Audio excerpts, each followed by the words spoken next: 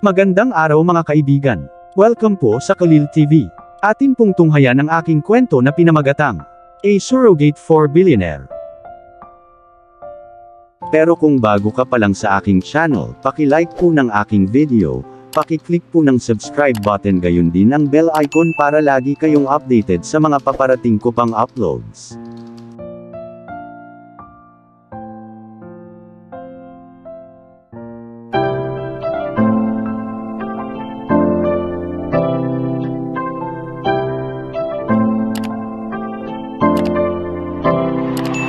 Kalil TV Part 29. Okay Daddy. Umisi ulit si Gabriel sa akin. Bakit ang batang ito ay hindi mahilig pumasok sa paaralan? Sige na, be a good boy at tapusin mo na ang storybook na pinabasa ko sayo kahapon. Hinalikan ko siya sa noo at ibinaba siya habang mabilis siyang tumango sa akin at tumakbo papasok sa kwarto niya. Tapos naglakad na ako papunta sa kwarto namin at pumasok, nang makita ko si Alexa na nagbabasa ng libro na mahina ang boses. Nagbabasa siya ng mga libro para sa sanggol. You're not reading novels, right? I don't want to see my daughter love another guy. Naglakad ako palapit sa kanya at umupo sa katabi niyang kama. It's Tinkerbell Sebastian, hindi novel. Baliw ka. Kumunot ang noo niya sa akin at nagpatuloy sa pagbabasa. Pinagmasdan ko sandali ang maganda niyang mukha, at bigla ko siyang gustong halikan at damhin ang cherry lips niya. Humarap ako sa kanya at dahan-dahang idiniin ang labi ko sa kanya, habang nakakuha ako ng cute na hagik-gik, at sabay hampas sa ulo ko ng librong binabasa niya. Bakit mo ako inampas? Tanong ko sa kanya habang nakatingin sa akin at nakapout ng cute. Sebastian, madali kang maging malibog na lalaki kaya wag na. I know you and your stamina. So please stay away for a few months. Tinulak niya ako palayo at sinabi. Pinagdikit ko ang labi ko at tumingin sa kanya. It's been months Alexa. I can't and I'm addicted to it. Totoo naman, addict na ako sa katawan niya. I really wanted to have her, kasi ang tagal ko na rin simula nang maging akin siya. Bakit di mo pa mahintay ng ilang months pa, tulad ng ginagawa mo? Anyways I'm giving birth next week. Hinalikan niya ang pisngi ko at ngumiti. Ayoko man pero tumango ako sa kanya, dahil dinadala niya ang anak ko kaya dapat makinig na lang ako sa kanya. Okay. I love you, hinalikan ko siya sa noo at nagsimula siyang tumawa. Sa tuwing sasabihin ko na mahal ko siya, ay namumula siya na parang teenager pa. I love you too. Umiti siya sa akin at muli akong hinalikan sa pisngi. Alexa, lalabas muna ako saglit at babalik rin agad. Lalabas ako. Ingat ka at huwag kang pupunta saan man, sabi ko habang masunurin siyang tumango sa akin. Pagkatapos ay hinalikan ko siya sa noo at lumabas ng kwarto. Pagkatapos ay kinuha ko ang aking telepono, at tinawagan si Mark nang makita ko ang kanyang mensahe. Nahanap mo na siya? Tanong ko nang marinig ko siyang sumagot ng isang simpleng salita at oo nga. I'm coming now. With that lumabas na ako ng bahay at nagmaneho papunta sa apartment ni Mark, at nakita ko ang isang binugbog na lalaki pagkapasok ko. Kaya ito ang lalaking sumira ng lahat. Si Sebastian, this is my uncle. Sino ang nakakakilala? Napatawa din ako sa pangungutya ni Mark. Malinaw na walang nakakaalam tungkol sa pag-iral ng lalaking ito. Hindi pa rin ako makapaniwala na ang lolo ni Mark ay nakipagtalik sa ibang babae at nanganak siya ng isang sanggol. Si lolo ay isang lalaking may magagandang katangian sa kanya. Kung paano niya minahal ang lola ni Mark, I don't think nagagawa siya ng ganito, kahit na nadroga siya ng kung ano-ano. Pinadala ko ang kanyang dugo para gawin ang DNA test. Look at him, he's fucking different, not even have a one feature of lolo. Umisi si Mark sa kanya, at tumingin sa akin habang nakataas ang kilay. Uncle, let's talk now. Nailabas ko na ang galit at sakit, na pinipigilan ko ng ilang taon pero hindi pa rin sapat. Kaya sabihin mo sa akin kung bakit mo ginawa yon. Umupo si Mark sa sofa habang nakaupo sa sahig ang lalaki. Damn, sinaktan siya ni Mark. Tingnan mo siya. Walang pakialam na umupo ako sa tabi ni Mark at tumingin sa lalaki. Tama si Mark at ang lalaking ito ay walang kahit anong pagkakatulad kay lolo. Lalo na hindi kulay abong mata. Fucking talk bastard, lumipad ang pasensya ni Mark dahil hindi nagsasalita ang lalaki.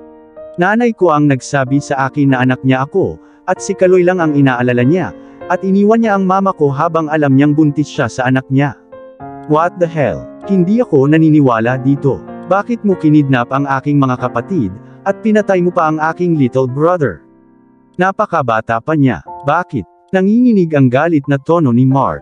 Bakit? Ikaw lang ang maaring gumugol ng mayamang buhay habang naghihirap ako. Anak din ako ng pamilyang Mondragon. I fucking hate. Your father had every fucking thing. May pera siya, nirerespeto siya ng lahat at siya ay ang nag-iisang tagapagmana ng Mondragon family. I hate the sea because I had the same blood. I hate him. May asawa at anak pa siyang makapigil hiningang babae. Kumpletong lalaki siya samantalang ako ay walang laman. Bakit siya lang? Paano ako? I didn't get what I want, so I made him lose those things too. Sa sandaling matapos niya ang isang walang awa na sipa, na tumama sa tiyan niya at iyon ang nagpaubo sa kanya ng dugo. Kaya ba ito ang dahilan kung bakit niya sinira ang buhay ng lahat? You fucking bastard! Bakit hindi mo ginawa? Halika at kausapin mo si Lolo sa halip na patayin ang aking ama at kidnapin ang aking mga kapatid. Sinuntok muli ni Mark ang kanyang mukha, at hinila ang kanyang buhok at nagtanong. Nagpunta ako, pero ang iyong lolo ay hindi ako kinilala, at sinabi niya na hindi niya kilala ang aking ina. So I decided to do this. The only thing I missed was your mother. I wanted to have her but she died. Shit. Mamamatay ang bastos na ito ngayon.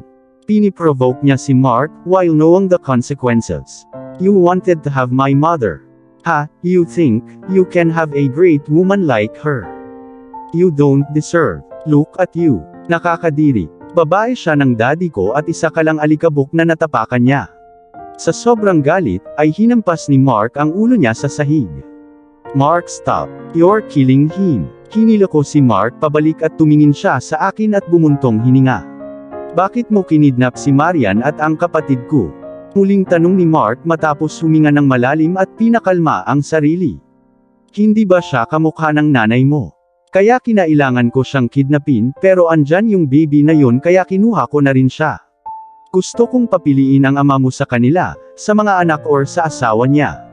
Pero ang batang babae, ay tumakas sa amin at naaksidente kaya naging useless after she lost her memory. Nagsimulang kumulo ang dugo ko sa galit nang marinig ko ang sinabi niya. Sinira lang niya ang buhay nila. Anong ginawa mo sa kanya? Bakit bigla siyang tumakas at tumakbo sa kalsada? Natagpuan ko ang aking sarili na nagsasalita sa nanginginig na boses, dahil natatakot ako at hindi ko alam, kung anong uri ng pagpapahirap ang ibinigay nila sa kanya. Wala kaming ginawa sa isang maliit na babae. Tumakas lang siya para maghanap ng gatas para sa sanggol. Humingi siya ng gatas sa aking mga tauhan para sa sanggol na iyon, ngunit sila ay walang puso at hindi siya binigyan. Kung ako ay naruroon ay hindi ko pababayaan siya. Pinagsisisihan ko iyon. Tumingin siya sa ibaba at sinabi. Bakas sa mukha niya ang lungkot pero siya ang dahilan ng lahat. Nilingon ko ang ulo ko at napatingin kay Mark, na nakakuyom ang mga kamao at namumula ang mga mata sa kakaiyak. Mahirap talaga para sa kanya, dahil mas minahal niya ang kanyang mga nakababatang kapatid, kaysa sa kanyang mga magulang. I still remember Alexa was his everything. Alam mo, dapat mamatay ka na, nakangiting sabi ni Mark at ang ngiti niya ay may halong sakit at poot. Nasaan ang nanay mo? Tanong ko sa kanya bago pa man magawa ni Mark sa kanya. Tumingala siya sa akin at ngumisi. Tinulungan talaga ako ng lola mo. Alam mo namang siya ang humiling sa akin na patayin ang buntis mong ina. Sayang ang pumatay ng napakagandang babae na tulad niya. Your father and his father really got the best women for themselves. Nanlamig ang puso ko nang marinig ko ang sinabi niya, at ang ngisi niya sa mukha. Bastard, bago ko pa siya matamaan, ay pumasok na ang assistant ni Mark na may hawak na file.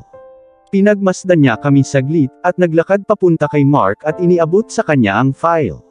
Saglit na pinagmasdan ni Mark ang file, at inihagis sa mga kamay ko. Tiningnan ko ito at nagulat ako sa pinakita nito. Ang bastard na ito ay hindi anak ni Lolo Mondragon. Hindi rin tumutugma ang DNA. Fucking bastard. Ginawa niya ang lahat para sa wala. Bastard. Nagsinungaling ang nanay mo. You're not a son of the Mondragon family. Look at it. Siguradong pokpok ang nanay mo, sigaw ni Mark sa kanya. Ibinato ko ang file sa lalaking iyon, at pinanood niya ito na puno ng takot ang mukha. Hindi. Anak niya ako. Sabi ng nanay ko. Napatingin siya dito at sinabi. Siguradong nakipagtalik na sa ibang lalaki ang nanay mo, at hindi ko yun lolo, idiot ka. You'll get your punishment, sabi ni Mark sabay hawak sa buhok niya. Dalhin mo siya sa kulungan. Ipakita mo sa record kung paano niya inamin ang ginawa niya. Sabihin mo, ibigay sa kanya ang pinakamaganda at pinakamasakit na parusa at huwag mo siyang hayaang mamatay. Sabi ni Mark sa kanyang assistant, at kasabay nito ay nakatanggap ako ng tawag mula sa kanyang bahay. Young master, halika na agad. Nabasag lang ang water bag ni young lady. Dapat natin siyang dalhin sa ospital ngayon. Manganganak na siya. Si Tita Sally ang nagsalita. Bumilis ang tibok ng puso ko at bakit ang aga-aga? Di ba next week pa siya manganganak? I'm coming, pinatay ko na ang tawag at tumingin kay Mark, na nakatingin na sa akin. Manganganak na si Alexa. I'm going. Without waiting for his reply, tumakbo ako palabas ng apartment niya at nagmaneho papunta sa bahay. Pagpasok ko sa kwarto nakita kong kasama niya si Tita Sally, at buti na lang pumunta siya dito at tumuloy kay Alexa. Let's go. Binuhat ko siya at pumasok sa elevator nang hindi lumalakad sa hagdan. Ang sakit, Sebastian. Hindi ko kaya. Kumirot ang puso ko nang marinig ko ang pag-iyak niya, at mahigpit na niyakap niya ang sando ko. Please bear with it, asawa ko. Sumakay kami sa kotse habang pinapaandar ng driver ko papuntang hospital. Pagkapasok ko sa ospital, nandoon ang mga doktor dahil sa tingin ko ay ipinaalam na sa kanila ni Tita Sally. Mr. Madrigal, don't worry. With that dinala nila si Alexa sa operating room, at tinanong ako kung gusto kong pumasok sa loob, pero ayaw kong pumasok at makita siyang umiiyak. Masakit talaga at natatakot akong makita siyang nasasaktan. Daddy, narinig ko ang boses ni Gabriel, at napalingon ako at nakita kong kasama niya si Mark. Nakalimutan ko na talaga siya kasi nasa isip ko si Alexa. See? Your little princess is coming, nginitian ko siya dahil naiinip na siya sa kapatid niya. Thank you daddy, you told mommy. Humahagikik siya at tiningnan ako nang nakakaakit ng ngiti. Wala naman talaga akong ginawa pero ayos lang. Dapat ganyan ang iniisip niya. Mark, umuwi ka at dinala mo siya dito. Tanong ko nang tumango siya sa akin. Salamat, ngumiti ako sa kanya pero umiwas agad siya ng tingin. Siyempre galit pa rin siya sa akin, dahil sa pagpapakasal ko sa kapatid niya. Bakit hindi ka pumasok? Tanong niya sa akin with a curious voice and I let out a forced smile. I didn't want to see her in pain. I was honest and actually that's why I didn't go in. Natakot lang ako at the same time kinakabahan ako. Naghintay kami ng 1 oras at sa wakas ay lumabas na ang mga doktor sa operating room. Sobrang bilis ng tibok ng puso ko at mabilis akong humakbang palapit sa kanila. Your wife and daughter is so healthy and fine, Mr. Madrigal. You can see them now. Bago pa ako makapagtanong ng kahit ano ay nakangiting sabi ng isang doktor. Tumango ako sa kanya at tumingin kay Mark na tumango din siya sa akin. Gabriel, pasok na tayo. Hinawakan ko ang maliit na kamay ni Gabriel at pumasok sa kwarto. Ang una kong nakita ay si Alexa na puno ng pawis. Nakadikit ang buhok niya sa balikat at maputla ang mukha niya na parang multo. Nakapikit siya at kitang-kita ko sa mukha niya ang sakit na nararamdaman niya. I could not be there for her when she gave birth to Gabriel, and I still regret everything I did to her. And I even hurt her using Gabriel, but yet she's giving me another child, and made me a father of a little daughter. Naglakad ako palapit sa kanya, at marahang hinaplos ang mukha niya. Sebastian. Nagmulat siya ng mata at tumingin sa akin at saka ngumiti. Namumula ang mata niya. Malamang umiiyak siya. Thank you for everything, Alexa. Ngumiti ako sa kanya at hinalikan siya sa noo. Dapat talaga magpasalamat ako sa kanya. She made my life and made me a complete man. Thank you for everything, mommy. Inulit din ni Gabriel ang parehong bagay at hinalikan siya sa noo. Natawa si Alexa dahil sa cute nitong mga kilos. Tapos may dumating na nurse at inilagay ang baby sa tabi ni Alexa. Napakaliit niya. Dahan-dahang umupo si Alexa, at sumandal sa headboard ng kama habang tinutulungan ko siya. Sa kanya kinuha ang bata sa kanyang mga kamay at tumingala sa akin. Hulaan mo ang kulay ng mata niya. Umiti siya sa akin at sinabing, "Siyempre, dapat itong mga napakarilag na kulay abong mata na taglay ng kanyang ina." "Ang kulay ng mata mo," sabi ko nang pumasok din si Mark sa kwarto. Bumaling sa kanya ang mga mata ni Alexa at ngumiti ito ng malapad. "Guess her eye color kuya," sabi niya. Iyon ang unang pagkakataon na tinawag niya itong kapatid matapos itong makilala. Nilingon ko si Mark at nakita ko ang mukha niya na puno ng emosyon. Alam kong kapatid ang tawag niya sa kanya. Dahan-dahan siyang naglakad papunta sa amin, at tumingin sa baby na nasa kamay niya at ngumiti. "Gray," sabi niya habang pinagmamasdan ang baby. "No, she should be like me. My eye colors." Napatingin ako kay Gabriel, at nakita kong nakatingin siya pareho sa amin ni Mark habang nakasimangot. Gusto kong matawa dahil sa ekspresyon niya. Bakit gusto niyang matulad sa kanya ang kapatid niya? Nakakainis itong batang ito. "Okay. Hintayin mo na lang siya magising."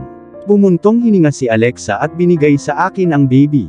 Kinuha ko ang bata sa kanya at pinagmasdan siya.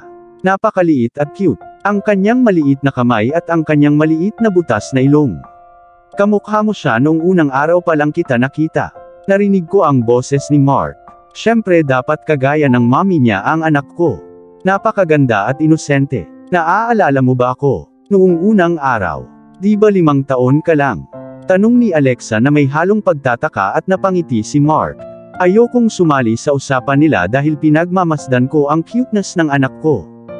"Daddy, show me," sigaw ni Gabriel. Sa mga araw na ito ay nakakalimutan ko na siya.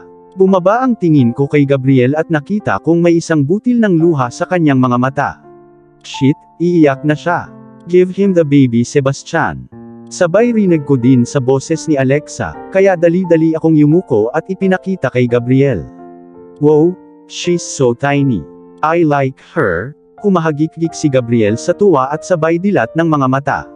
I think it's because Gabriel giggles. "Yehey, kamukha ko siya. Mommy, see, her eyes are blue." Nagsimulang tumalon-talon si Gabriel dahil sa kaligayahan. Talaga, bakit naging asul ang kanyang mga mata?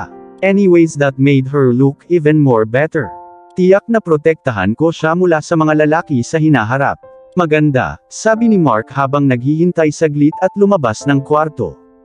Kailangan daw niyang dumalo sa isang pagpupulong kaya umalis na siya. "Samantha, maganda ba yung pangalan?" Tanong ni Alexa sa akin at tumango naman ako. Ang ganda talaga ng pangalan na yon kasi kapareho ng pangalan ko. Alam mo, siya ang kauna-unahang babae sa pamilya Madrigal. Tuwang-tuwa ako sa pagkakaroon ng isang babae, dahil walang sino man sa aking pamilya ang maaaring magkaroon ng anak na babae. Maging ang pangalawang anak ng tatay ko ay lalaki din. "Masaya ka ba?" tanong ni Alexa sa akin at tumango naman ako sa kanya. Siyempre, masaya ako. Ang kaligayahang ito ay hindi mabibili o hindi maaaring magkaroon sa ibang paraan. Pagkalipas ng 2 taon. "Daddy, wake up, Daddy, wake up, Daddy." Dinilat ko ang aking mata at nakita ko si Samantha na nakaupo sa katawan ko habang bumubulong sa tenga ko. Ibang-iba siya kay Gabriel. Hinding-hindi ako hahayaang matulog ng mapayapa ng babaeng ito. Napabuntong hininga ako at napatingin nang marinig ko ang cute niyang hagikgik. Hindi ko maiwasang mapangiti dahil sa ka-cute niya. "Daddy," bulong niya ulit at hinalikan ako sa pisngi. Oh Diyos ko, ang babaeng ito ay magiging kamatayan ko kung kumilos siya ng ganito. Cute lang siya beyond the limits. Nakatabing sa mukha ko ang kanyang hanggang balikat na light brown na buhok habang hinahalikan niya ang mukha ko. Kamukhang kamukha niya si Alexa. "Nagugas ba ang aking munting prinsesa?" Tanong ko sa kanya dahil sa milky scent niya. Hinugasan na siya ni Alexa. "Mommy did." Muli niyang hinalikan ang pisngi ko at ngumiti. Nagpakawala ako ng malalim na hininga at umupo sa kama habang dinadala ko siya sa kandungan ko. "Maghuhugas lang si Daddy at babalik. Hintayin mo muna ako dito," sabi ko sabay halik sa pisngi niya, habang tumatango siya sa akin ng cute at masunurin. Masunurin talaga siyang babae. Mabilis akong naligo at nagpalit ng pantalon at sando pagkalabas ko ng washroom. Paglabas ko ng washroom ay tumingin sa akin si Samantha at ngumiti. Fuck, yung ngiti niya, siya lang si Alexa. Naglakad ako papunta sa kanya, at binuhat siya habang palabas ng kwarto. Humahagik-gik siya at pinulupot ang maliliit niyang braso sa leeg ko sabay halik sa pisngi ko. "Mommy, we hit him because he tried to hit us." Pagpasok ko sa sala narinig ko ang matigas na boses ni Gabriel. Nanakit na naman ba siya ng isang lalaki? Ilang beses nang nakipag-away ang brat na ito sa mga lalaki sa school. At pati yung brat ni Mark. Ganun din siya. "That doesn't mean you can hit him like that, baby. You and Miles really hit him so badly. Don't hit boys in your school again and tell that to your good brother too." Narinig ko ang mahigpit na boses ni Alexa habang pinapayuhan si Gabriel. Napakagaling talaga ng batang ito. Pagbugbog ng mga lalaki, takot sila sa kanya. "Damn, anak ko yan. I'm happy for him, kasi kagaya ko din siya nung bata ako. Sebastian, sabihin mo sa kanya. It's all because of you.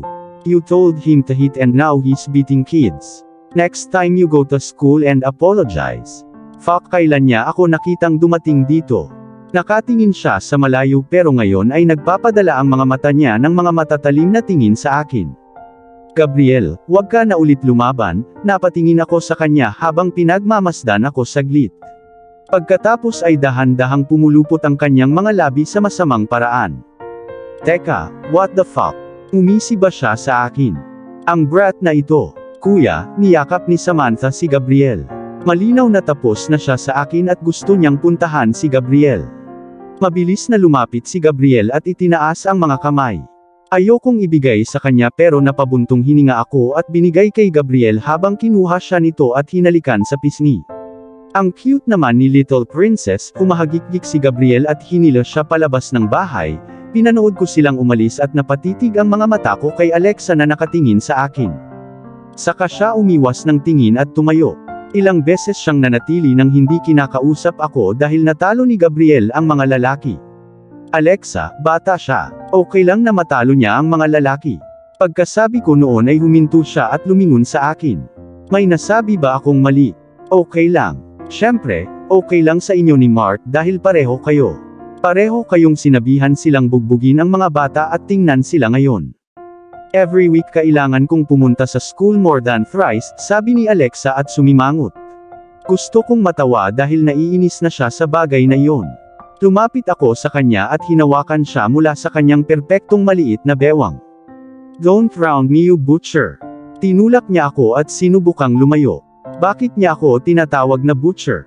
Bumuntong hininga ako at muli siyang hinila palapit sa akin habang nakatingin siya sa akin. "Alexa, just don't care about it. It's okay. Anyways, he's like me." Matamis akong ngumiti sa kanya habang bumuntong hininga ito at pinagdikit ang labi niya.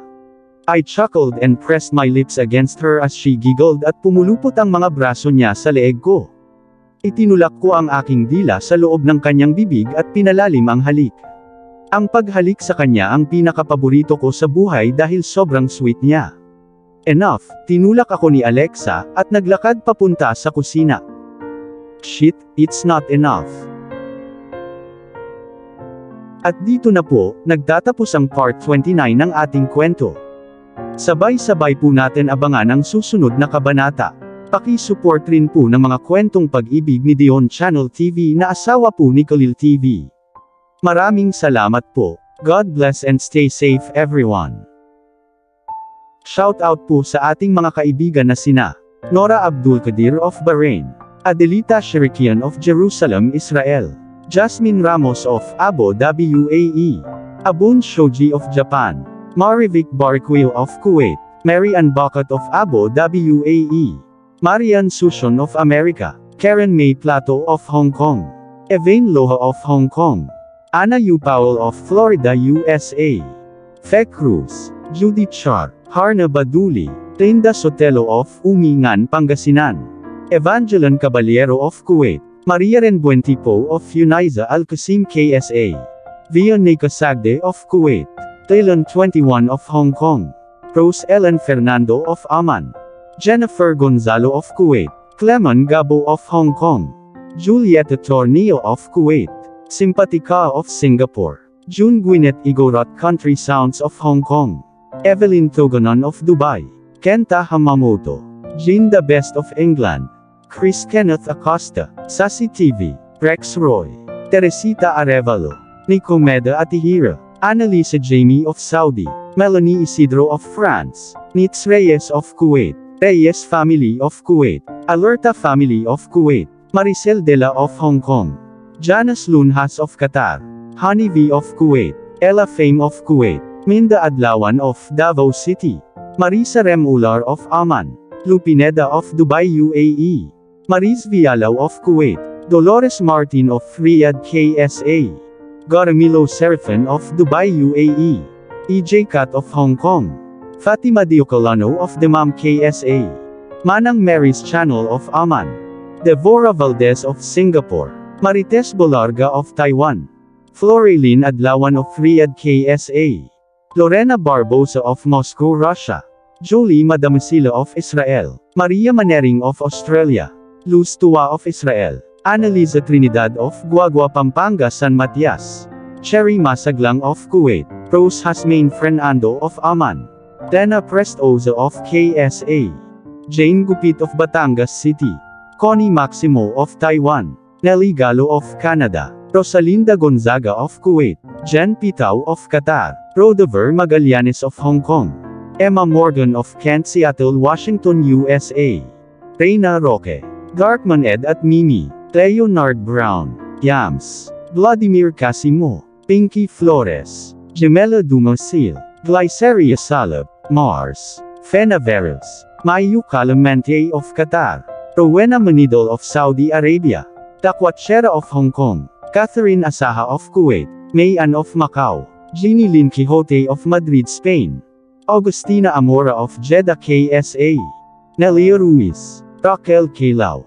Bernadette Pia, Rodalyn de la Cruz Tagle, Aditha Capiando, Girly Bautista, Jessel Aquines, Baby Dayrit, De La Cruz Aloha, Spice 221, Jingjing Roladan, Love Top Secrets, Debbie de la Roca, Shunli Diaries, Ellen Juanilo, Elsa Maestro, Amelita Andaha, Nympha Tolentino, Fiel Daliwan, LV Catalonia, Estrella Taluon, Madol Fuerza, Samar Biang, Highland Sam Gold, Marizel Varona, Zenaida Bala, Neri Javier, Dory Lynn Besa, Alma 1027, Mari Fidator, Helen Santiago, Cynthia Niva, Lizol Chato, Edita Barrientos, Lena Palail, Alejandro Boncalos, Azumi 12 Gamang, Gemma Pina Florida, Cherry Lorono, Rodney Santiago, Elizabeth Banutan, Madol Fuerzos, Mitch Hernan, Maria Luningning Fabre, Jenny Joy Ruiz, Malu Gakyusana, Anato Kitchen, John Emily, Irma Akira, Beverly Ruiz, Madeline Gatan, Evelyn Valera, Cecil Yamamoto, Evelyn Ebanez, Challenges Vlog of Kuwait, Berlan Almacedo of Damam KSA, Rhonda Carion, Max Iserd, Adelina Gelorina, Mary Lou Molina, Vilma Saking, O'Rourke Erme, Mayore BCN, Gloria Abihiro, Feli Cockle, Banduan Lin, Agbon Family of Caloocan, Crisol Family of Quezon City, Lori of Kuwait Rosana, Merlin Thomas of Bahrain, Jules HL101, Honesa Basco of Qatar, Angelica Feboa Montajes at sa mga anak niya na sina, Tina and Penty of Finland and Anne of Dubai, Marshall Lemery of Israel, Ariel Kababat of San Rafael Bulacan, Eugene Salcedo and Isagani Lacheca from Hatchery of San Rafael Bulacan, Naranjo Luz of Hong Kong, Zenaida Bola of Riyadh KSA, Nanita Dagohoy, Rowena Libona, Mary Jane Gono, Lorena Coloma, Pami A. Kamsa, Betty Lulosnung of Hong Kong, Josie Borilio, Femalig Onlina, Marilyn Batuigas 20, Tunog Relaxing, Shalimar Vergara, Sunida Abo, Jassy Baking, Hala Aguilan, Jeff Felgayo, Chris Elda Mausisa, Bonifacio Ramos, Rose Estoy, Romnick D, Jelon Dennis Ruiz. Maraming salamat po sa suporta at ingat po lagi tayong lahat. God bless.